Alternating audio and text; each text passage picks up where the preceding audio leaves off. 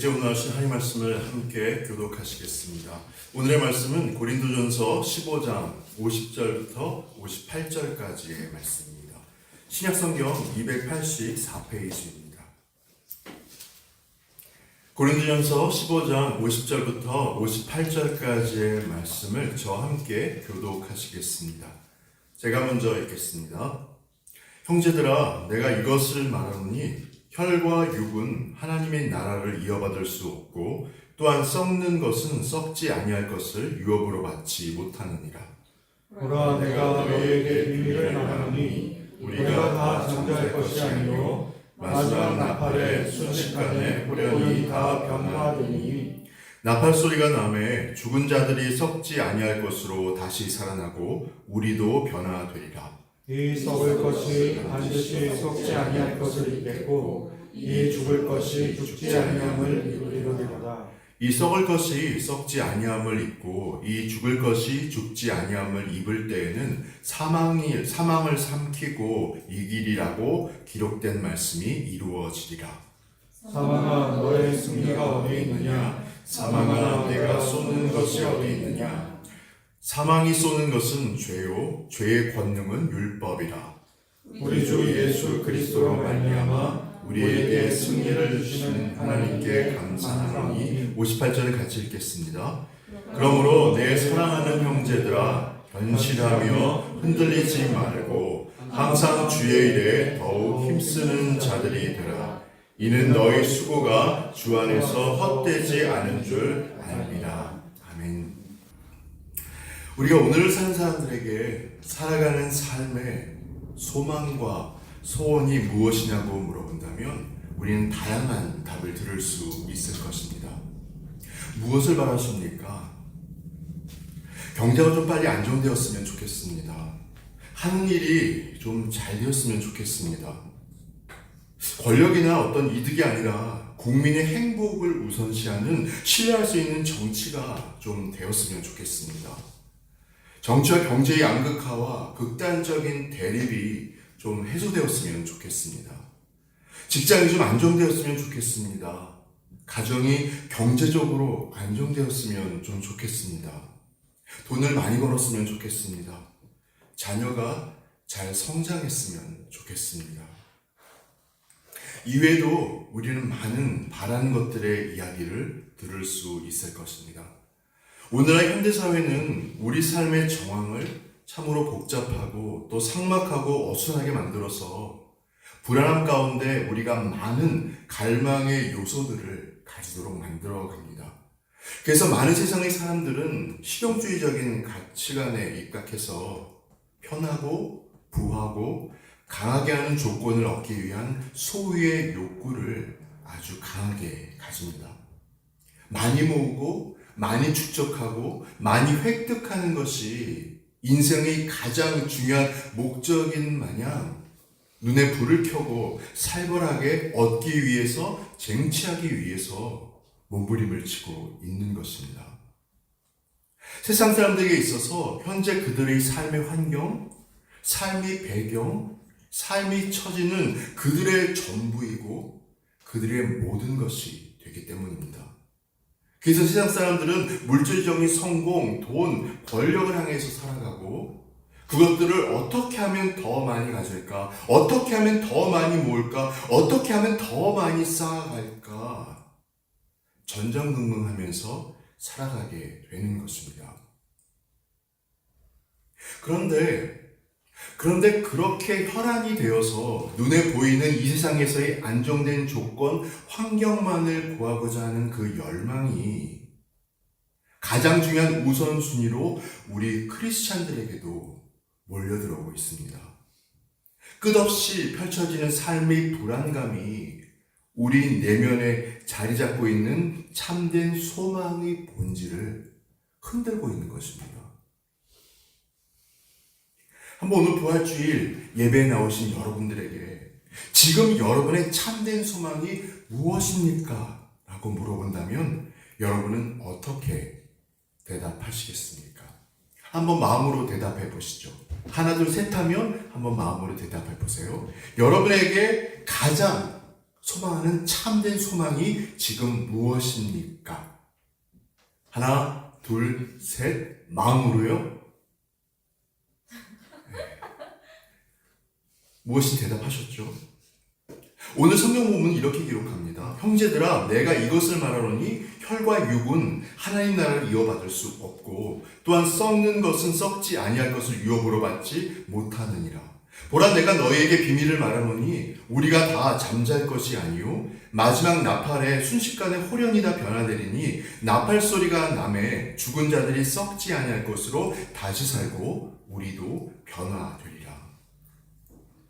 바울은 오늘 본문에서 하나님의 나라는 이 땅의 것과 절대로 양립할 수 없다는 것을 이야기합니다. 혈과 육은 하나님의 나라를 이어받을 수 없고 또한 썩는 것은 썩지 아니할 것을 유업으로 받지 못하느니라. 바울은 그렇게 1차적으로 우리 현재 육의 몸이 하나님의 나라를 유업으로 받을 수 없다고 말씀합니다. 그래서 오늘 읽지는 않았지만 42절과 43절은 이렇게 기록하고 있습니다. 죽은 자의 부활도 그와 같으니 썩을 것으로 심고 썩지 아니할 것으로 다시 살아나며 욕된 것으로 심고 영광스러운 것으로 다시 살아나며 악한 것으로 심고 약한 것으로 심고 강한 것으로 다시 살아나며. 무엇을 이야기하는 것인가 하면 죽게 될 우리 현재의 몸은 부활할 미래의 몸과 다른 것인데 죽게 될 우리 몸의 특징과 부활할 미래의 특징이 다르다는 것을 설명하는 것입니다. 이 세상에 살고 있는 이 몸의 특징은 썩음과 불명예와 연약함이 그 특징이지만 미래의 부활한 몸의 특징은 썩지 않음과 영광과 능력이 된다고 설명을 하는 것입니다. 다시 말해서 바울은 이 땅에서 살아갈 썩어질 몸과 미래의 그 부활 후에 살아갈 영원한 영의 몸이 완전히 다른데 역사의 종말에 이루어질 완전한 부활은 현재 우리 육체로서는 감당할 수 없고 따라서 하나님의 나라를 유업으로 받기 위해서는 육의 몸이 아니라 영의 몸을 덧입어야 한다고 말씀을 하고 있는 것입니다. 53절에서 이렇게 고백합니다. 이 썩을 것이 반드시 썩지 아니할 것을 입겠고 이 죽을 것이 죽지 아니함을 입으리로다. 이 썩을 것이 반드시 썩지 아니함을 입겠고 이 죽을 것이 죽지 아니함을 입으리로다. 여기서 입겠고라는 말이 나오는데 이 말은 헬라어로 엔디오라는 단어로 기록이 됩니다. 그런데 이 말의 의미는 그냥 아무렇게나 된 그 내용은 상관없이 그냥 썩을 것 위에 썩지 않는 껍데기를 심은다는 의미가 아니고 보이는 껍데기뿐만이 아니라 그 안에 껍데기로 감싸는 그 내용물까지 완전히 새 것으로 바꾸어서 그래서 썩어진 것을 덮는 것이 아니라 썩지 않을 새로운 것을 덮는 그런 것을 의미합니다. 바로 썩지 않을 것을 새 옷으로 썩지 아니할 새 옷으로 덮는다는 것을 의미하는 것입니다. 완전히 속과 겉이 다 모두 새롭게 된다는 의미인 것입니다. 따라서 바울은 현재 썩어질 몸은 썩지 않은 몸을 상속할 수 없기 때문에 하나님 나라에서의 삶을 영위하기 위해서는 썩지 않은 몸을 덧입기 위해서는 육체가 썩어져 없어져야 하고 그래서 우리 육신의 몸도 새롭게 변화되어야 한다고 말하고 있는 것입니다. 52절에서 말씀하고 있습니다. 나팔 소리가 나매 죽은 자들이 썩지 아니할 것으로 다시 살아나고 우리도 변화하리라. 그런데 바울이 혈과 육은 하나님의 나라를 유업으로 받을 수 없다라고 얘기한 그 내용에는 보다 깊은 의미가 좀 내포되어 있습니다. 그것은 바울이 이 세상과 하나님의 나라가 전혀 다른 성질이라는 것을 언급하는 것이고 따라서 그리스도인들이 이 세상을 살 때 어떻게 살아야 하는 것인지 삶의 방향을 어떻게 추구해야 하는지 무엇을 소망하며 살아야 하는지를 우리에게 알려주고 있는 것입니다. 이 세상은 그것이 영원에 보이는 것처럼 보이지만 결국에는 썩어 없어질 것이고, 그리고 하나님의 나라는 지금 상에서 본다면 전혀 올 것 같아 보이지 않지만 궁극적으로 거할 우리 영원한 처소로 우리 앞에 펼쳐질 것이라고 말씀하는 것입니다. 그렇기 때문에 바울은 혈과 육과 또 하나님의 나라를 이렇게 대조시킴으로 해서 이 세상에서 그리스도인들이 삶의 방식을 어떻게 가지고 살아야 하는지, 그래서 세상대로의 그 방식이 아니라 하나님의 나라를 세워가는 방식으로 살아가야 한다는 것을 철저하게 강조하고 있는 것입니다. 우리는 혈과 육이 대조되는 하나님 나라에 대한 성경의 말씀을 여러 곳에서 찾아볼 수 있습니다.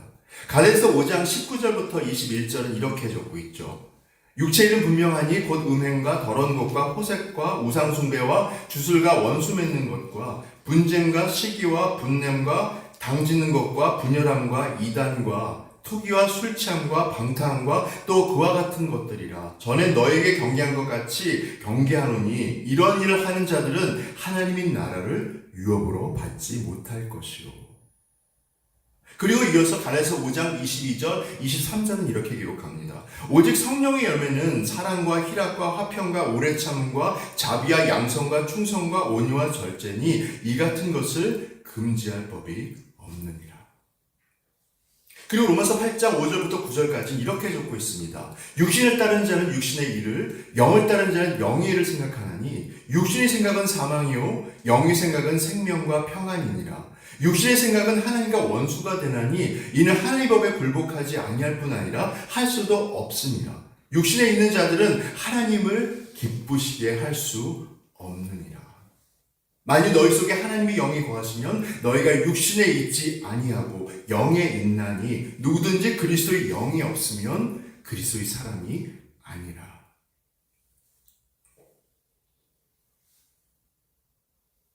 이 세상 역사의 종말에 이루어질 성도의 부활은 단지 우리 몸의 변화뿐만이 아니라 아까 말씀드린 내용물과 겉에 그 모든 것이 다 새롭게 되는 변화. 그래서 보면 새로운 차원을 향한 근본적인 변화인 것을 알게 되는데 바로 그것이 포괄적인 변화이고 전인격적인 변화인 것을 우리가 알게 되는 것입니다. 그렇기 때문에 참된 부활의 영생을 바라보는 크리스찬들은 썩어질 이 세상에서 육의 방법이 아닌 하나님 나라의 방법으로 그 삶의 방식을 이 세상을 사는 지금부터 훈련해 가야 하는 것입니다. 예수님이 이 땅에 오시기 전까지는 죄가 우리를 지배했었습니다. 율법의 힘을 등에 업고 그래서 우리가 타락하도록 우리가 무너지도록 우리를 정죄하고 결국에는 우리를 죽음으로 몰아가게 했습니다. 하지만 예수님께서 이 땅에 오셔서 우리 그 죽음에 이르게 하는 그 죄를 친히 감당하시고 십자가에 죽으시고 3일 만에 부활하셔서 그 부활을 통해 죄에 대한 죽음에 대한 승리를 우리에게 부여해 주신 것입니다. 그렇기에 예수님의 부활은 죄의 최종적인 패배를 선포하는 것입니다. 우리 대서 우리 십자가를 지셨던 주님은 십자가에 못 박혀 죽으시고 죽음에서 부활하셔서 자신뿐만이 아니라 그를 따르는 우리 모든 크리스찬들도 죽음을 이기는 부활의 승리를 경험할 수 있도록 인도해 가시는 것입니다. 그게 바울은 오늘 본문을 통해서 예수님의 부활을 우리가 확신하고 그래서 어리석은 세상의 가르침에 속아서 흔들리지 말아야 한다고 강조를 한 것입니다. 경고에 있어서 부활의 소망을 굳게 붙들고 항상 주님만을 우선순위로 삼아서 썩을 것이 우리를 주장하지 못하도록 부패한 것이 우리를 장악하지 못하도록 영의 일을 생각하며 영의 일을 추구하며 하나님의 일을 더 열심히 해가야 한다고 우리에게 호소를 하는 것입니다. 놀라운 부활의 소망을 통한 인내를 가지고 믿음의 역사와 사랑의 수고를 계속해 가야 한다고 격려를 한 것입니다. 왜냐하면 그것이 진정한 의미의 부활의 신앙이기 때문이고, 우리의 부활이 그러한 실전적인 신앙을 통해서 더 견고해지기 때문입니다. 로마서 8장 13절과 14절은 이렇게 말씀합니다. 너희가 육신대로 살면 반드시 죽을 것이로되 영으로서 몸의 행실을 죽이면 살리니 무릇 하나님의 영으로 인도함을 받는 사람은 곧 하나님의 아들이라. 바로 부활의 신앙을 통한 믿음의 헌신과 희생의 삶을 사는 것이 얼마나 중요한지를 우리에게 알려주는 것입니다. 여러분은 기독교의 핵심이 무엇이라고 생각하십니까? 어떤 생각을 하는가? 어떤 믿음을 갖는가? 아니면 어떤 행동을 하는가? 무엇이 가장 중요한 기독교의 핵심이라고 생각하십니까? 저는 가장 중요한 기독교의 핵심은 우리가 어떤 존재가 되는가 하는 게 있다고 생각합니다. 그래서 우리가 이 세상을 통해서 늘 다루고 추구해야 하는 것은 충성만이 아닌 존재 변화이고, 고백만이 아닌 체험의 변화이고, 순종만이 아닌 실존의 변화가 되어야만 하는 것입니다. 어떻든지 간에 우리가 변화해서 우리가 하나님의 기쁨의 사람이 될 수 있도록 만들어가야 한다는 것입니다. 신약 때 크랜필드는 이런 얘기를 했습니다. 그리스도인은 하나님이 창조와 구속에 근거하여 이미 하나님의 것이지만 자진해서 자신을 드림으로써 다시 하나님의 것이 되어야 한다. 그리고 물론 이렇게 자신을 드리는 일은 계속 반복되어야 한다. 세상을 피하지 않고 세상 속에 더 깊이 들어가고, 하지만 세상의 보이는 대로 보지만 말고 하나님의 눈으로 보려고 하고, 하나님의 귀로 들으려고 하고, 하나님의 마음으로 생각하려고 하고, 그래서 진정한 하나님께서 원하시는 존재로서의 그 변화를 추구하면서 헌신과 희생으로 나가는 삶이 우리 생에 있어서 그 무엇보다도 중요하다고 하는 것입니다. 그래서 이 세상의 사람들과 똑같이 살면서 똑같은 환경, 똑같은 조건에 있지만 자기 자신 욕심만 챙기지 않고, 이득과 이윤만을 챙기지 않고, 음란하지 않고, 추잡하지 않고, 비굴하지 않고, 거룩하고 정직하고 정결하게 살도록 우리가 노력을 해야 한다는 것입니다. 여러분, 제가 지난번 미가서를 설교하면서 하나님께서 우리에게 진정으로 원하는 것이 무엇인지를 말씀드리면서 읽었던 말씀을 혹시 기억하십니까? 미가서 6장 8절의 말씀입니다. 이렇게 기록되죠. 사람아, 주께서 선한 것이 무엇임을 내게 보이셨나니 여호와께서 내게 구하시는 것은 오직 정의를 행하며 인자를 사랑하며 겸손하게 내 하나님과 함께 행하는 것이 아니냐. 하나님께서 진정으로 원하시는 것이 우리 성공, 우리 번영, 그런 것이 아니고 정의를 행하는 것, 정의를 실천해가는 것, 인자를 사랑하는 것, 하나님이 한결같은 사랑으로 말미암아서 온유함, 인자함, 자비로움, 충성됨을 마음 안에 품고, 그래서 인격적인 덕목을 구비하는 삶을 살아가는 것, 그것을 하나님께서 원하신다는 것이고, 또 겸손하게 내 하나님과 함께 행하며, 하나님 앞에서 절대로 교만하지 말고 겸손한 자의 자세로 살아가는 것. 그래서 이렇게 하나님의 덫과 마음을 소유한 그런 자세로 살아내는 것이 하나님께서 우리에게 가장 원하고 바라시는 것이라고 말씀드린 것을 아마 기억하실 것입니다. 제가 오래전에 그 예전 교회에 있던 그 교회에서 한번 자매님만 교회에 나오는 30대 가량의 그 가정을 신방한 적이 있었습니다. 그래서 이런저런 말씀을 나누면서 위로와 격려를 나누다가 제가 그 자매에게 이런 질문을 한번 했었습니다. 그런데 왜 형제님이 교회에 나오시지 않는 거죠? 특별한 이유가 있습니까? 이렇게 한번 물어봤습니다. 그러자 그 자매는 그 형제가 교회에 나오지 않는 이유가 여러 가지가 있겠지만 가장 중요한 이유는 형제가 다니는 회사의 책임자 때문이라고 했습니다. 그 자매에 의하면 그 형제가 다니는 그 회사의 책임자는 교회에 아주 열심을 다하는 장로님이셨습니다. 교회 봉사도 아주 열심히 하는 분이었고, 그래서 그분은 매일 아침이면 회사에 일찍 출근해서 일을 시작하기 전에 성경 말씀을 보면서 큐티를 한다고 했습니다. 물론 거기까지만 듣는다면 참 좋았습니다. 그런데 문제는 그 다음부터입니다. 그 자매에 의하면 그분은 욕도 서심치 않고 하는 분이었고, 직원들을 대하는 태도도 무례했고, 그리고 아주 사리사욕에 밝은 분이라고 했습니다.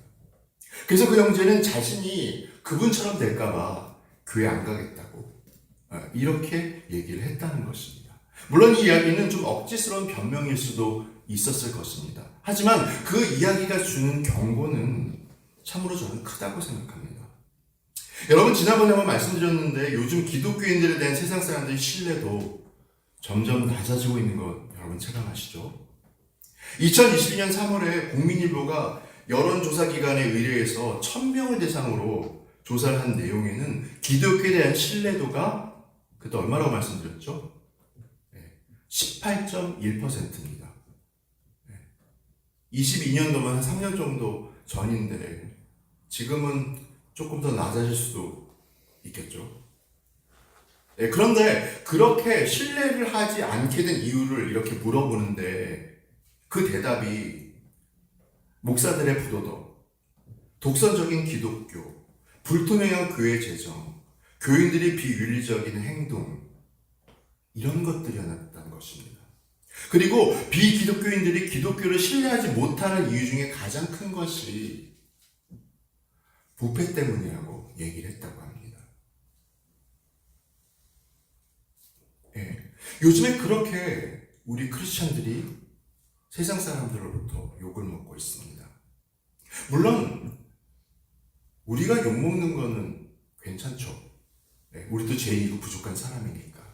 그런데 문제는 우리가 욕을 먹는 것을 통해서 우리 때문에 하나님도 욕을 먹게 된다는 것입니다. 그럼 생각해 보십시오. 왜 그렇게 열심히 신앙생활을 하는데 새벽 기도도 열심히 하고 기도도 열심히 하고 전도도 열심히 하고 그렇게 열심히 신앙생활을 하는데 왜 많은 크리스천들이 그렇게 세상 사람들로부터 욕을 먹게 되는 것일까요? 물론 많은 이유가 있을 것입니다. 하지만 저는 그 결정적인 이유가 우리 신앙인들이 가장 중요하게 품어야 할 부활을 향한 참된 소망이 결여되었기 때문이라고 생각합니다. 우리는 혈과 육의 일이 하나님의 나라를 유업으로 받지 못한다는 것을 너무나 잘 알고 있습니다. 잘 생각하고 있습니다.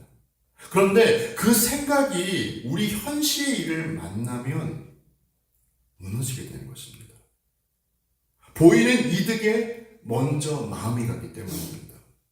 그렇게 우리는 육신의 눈에 보이는 것을 먼저 생각하면서 자꾸만 세상의 생각과 하나님의 생각을 혼돈하게 됩니다.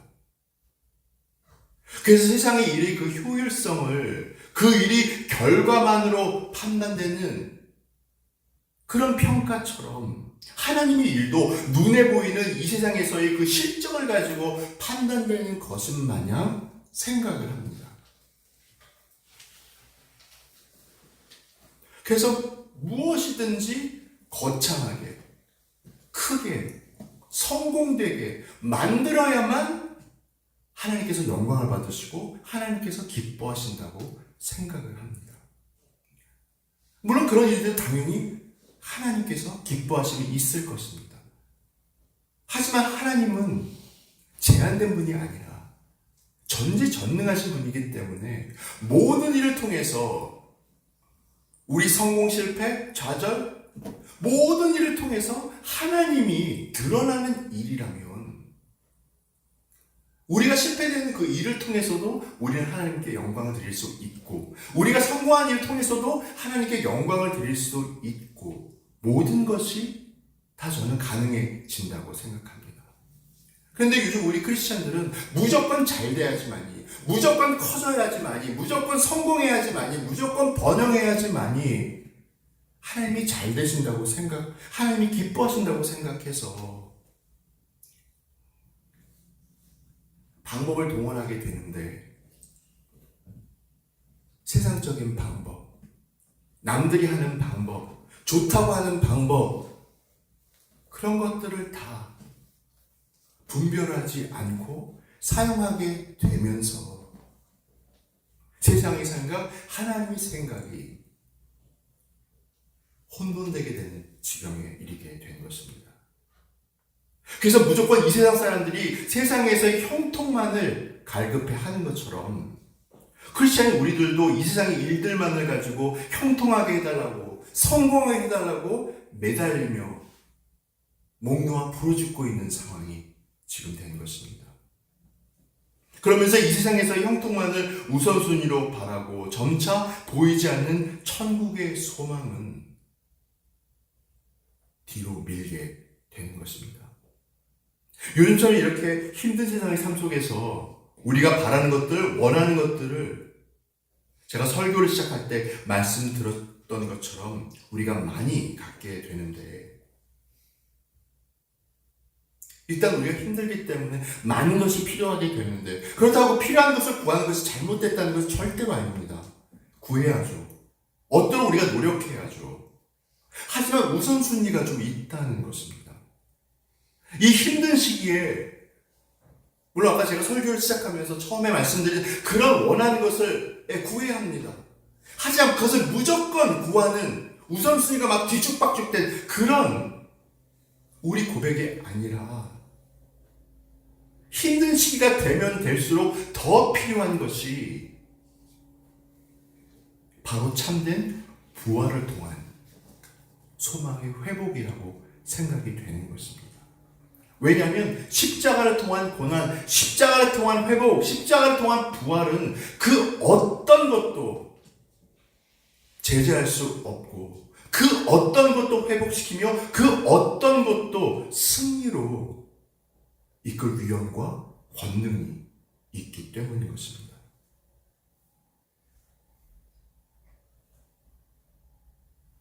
바로 예수님의 부활로 가능하게 된 우리 영광스러운 영원한 부활의 그날을 소망하면서, 그날을 기대하면서 그것을 누릴 수 있도록, 그래서 주님께서 다시 오실 때, 주님께서 우리를 부르실 때 우리가 영의 모습으로 변화되는 그것만을 기대하는 것이 아니라 우리 내부도, 우리 마음도 그때를 고대하면서 우리 마음까지도 정말 새롭게, 우리 마음까지도 정말 주님께서 원하시는 신령한 그런 모습으로 채워지기를 간구하면서 그것을 준비해 가면서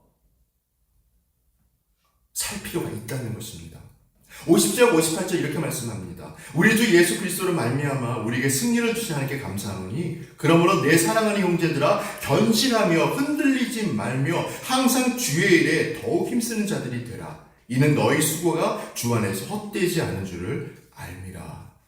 바로 나의 욕심과 나의 이득을 위해서가 아니라, 그래서 무엇보다 먼저 나의 이득과 나의 유익을 챙기는 것이 아니라, 때로는 내가 손해를 보더라도, 어려움을 당하더라도, 아픔을 겪더라도 하나님의 뜻과 말씀에 따라서 이 세상에서의 큰 보상이 아니고 저 하늘나라에서의 참된 영원한 보상을 바라고 살려고 노력하는 마음이 우리에게 절실히 필요하다는 것입니다. 여러분 설계하시죠? 설계는 70년을 살 수 있다고 합니다. 되게 오래 살죠.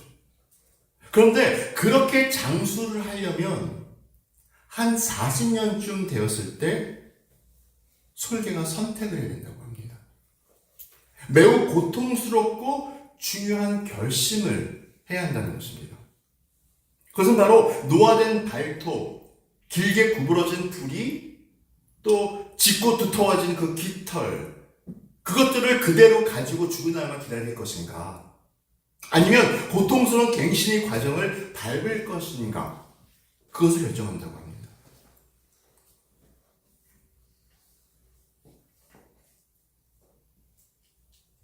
그래서 갱생의 그 길을 선택한 솔개는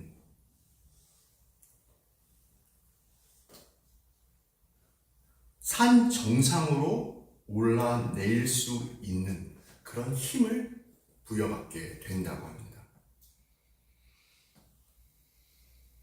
먼저 힘들지만 어렵지만 고통스럽지만 갱신의 길을 가리라 라고 결정을 한 그 솔개는 먼저 바위를 쪼아서 낡은 부리가 깨지게 만든다고 합니다.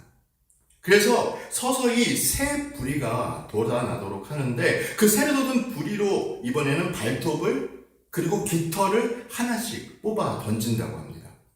그래서 그리고 난 후에 한 반년쯤 지나면 새 발톱에 새 깃털이 또 나게 된다고 하는데 그렇게 새롭게 무장한 솔개는 완전히 새로워진 모습으로 변신해서 다시 힘차게 창공을 날아다니며 앞으로의 30년의 수명을 더 활기차게 살아낸다고 합니다.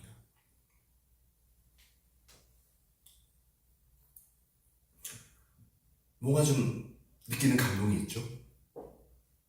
우리 기독교에서 이야기하는 부활은 단순히 우리가 맞게 되는 죽음 이후에 세상이 끝나는 그 마지막 그날의 영광스러운 몸으로 변화되는 것, 그것만을 의미하지 않습니다.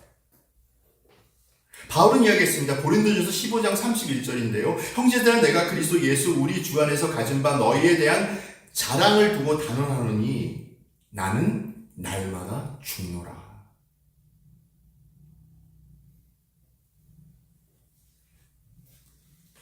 기독교에 있게 되는 부활의 역사는 미래에 시작되는 것이 아닙니다. 바로 이 순간부터, 현재 지금 이 순간부터 부활의 삶이 시작되는 것입니다.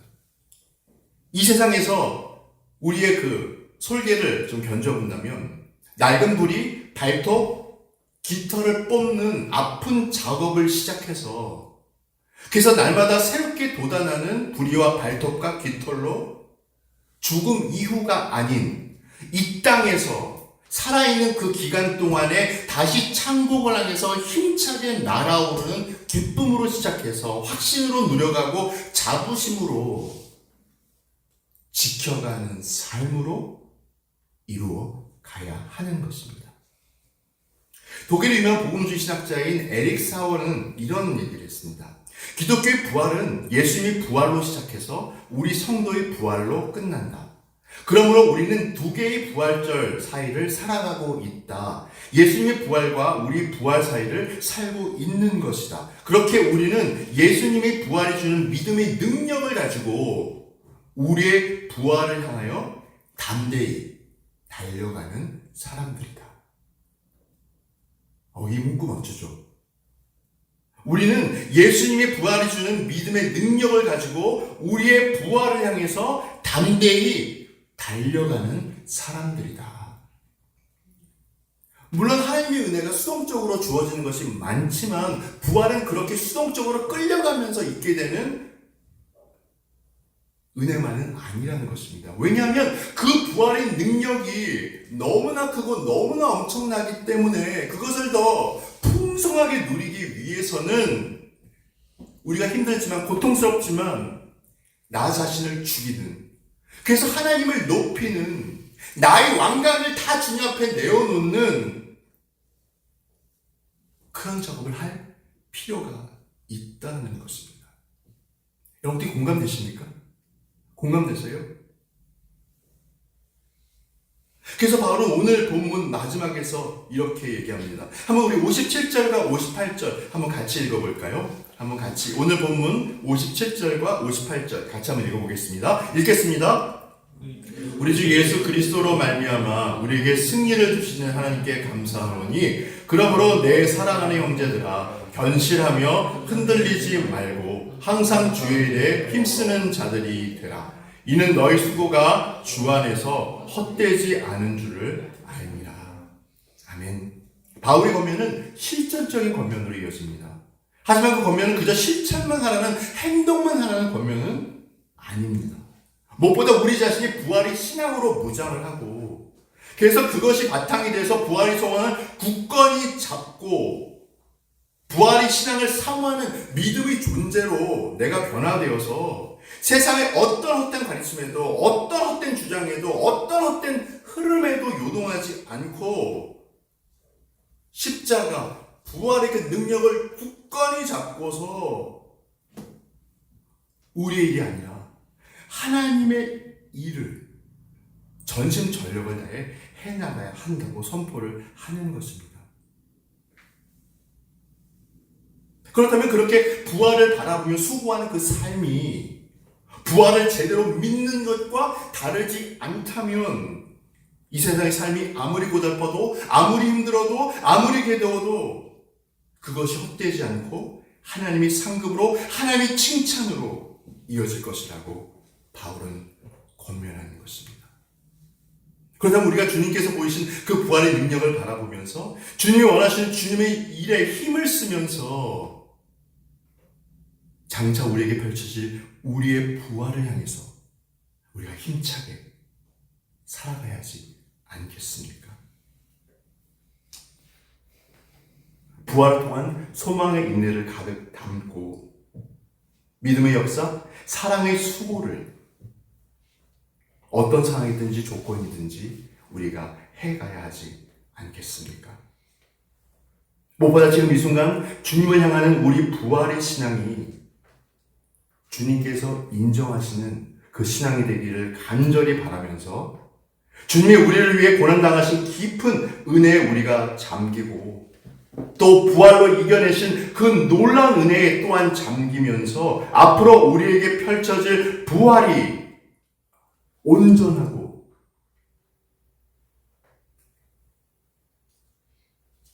완전하고 크신 하나님의 영광을 담아낼 수 있는 그 엄청난 부활이 되기를 간절히 바라면서 우리가 살아가야지 않겠습니까? 기도하겠습니다. 하나님 아버지 감사를 드립니다. 오늘은 주님께서 우리의 승리를 위해 찢기시고 상하신 주님의 몸과 피를 묵상하며 그 희생의 은혜를 감사하며 그 은혜로 살아가기를 다짐하는 성찬식을 가졌습니다. 주님, 늘 주님의 희생을 생각하며 승리를 묵상하며 어떤 상황이 되든지 용기와 도전으로 나가는 우리가 되도록 인도하여 주시옵소서. 우리가 살아가면서 많은 어려움에 처하게 되지만 단지 주어진 세상의 상황만을 보지 않고 우리 승리를 위해서 희생하시고 부활하신 주님을 바라보고 주님의 뜻을 생각하며 우리가 나가도록 인도하여 주시옵소서. 오늘은 주님이 부활을 기뻐하며 나가는 부활 주일입니다. 하나님, 단순히 절기를 지키는 형식으로 이 부활절을 보내는 것이 아니라 2000년 전 우리를 위해 죽음을 당하시고 부활을 승리로 보여주신 예수님을 기억하면서 이제 우리에게 남겨진, 우리에게 주어질 영광의 부활을 기대하며 그 부활이 온전한 영광이 넘치는 부활이 되도록 최선을 다해 지금부터 살아가는 우리가 되도록 인도하여 주시옵소서. 그래서 늘 주님과 동행하며 썩어질 것을 덧입을 것이 아니라 썩어지지 아니할 것을 덧입으며 하나님의 뜻을 우리 삶 가운데 뿌리 내리며 우리 부활을 향해 열심히 달려가는 우리가 되도록 인도하여 주시옵소서. 우리에게 부활에 참여하신 영광을 주신 주님께 감사를 드리며 우리를 붙드시는 예수님의 이름으로 기도드립니다. 아멘.